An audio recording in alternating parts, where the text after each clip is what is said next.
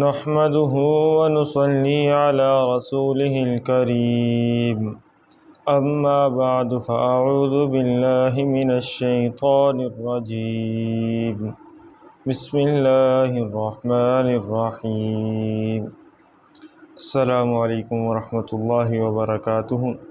سلام کے بعد عرض یہ ہے کہ جو پرسوں واقعہ پیش آیا ہے حیدرآباد میں سیدنا حضرت عمر بن خطاب رضی اللہ تعالیٰ عنہ کی گستاخی کا، کہ حضرت عمر بن خطاب رضی اللہ تعالیٰ عنہ کا پتلا بنا کر اس کو جلایا گیا ہے، ہم اس واقعہ کی بھرپور مذمت کرتے ہیں اور حکومت وقت سے اپیل کرتے ہیں، درخواست کرتے ہیں کہ ملزمان کو گرفتار کر کے ان کو عدالت کے کٹہرے میں لا کر ان کو سخت سے سخت سزا دی جائے۔ ہمیں امید ہے کہ حکومت وقت اس واقعہ میں اپنا بھرپور کردار ادا کرے گی انشاءاللہ تعالی۔ السلام علیکم ورحمۃ اللہ۔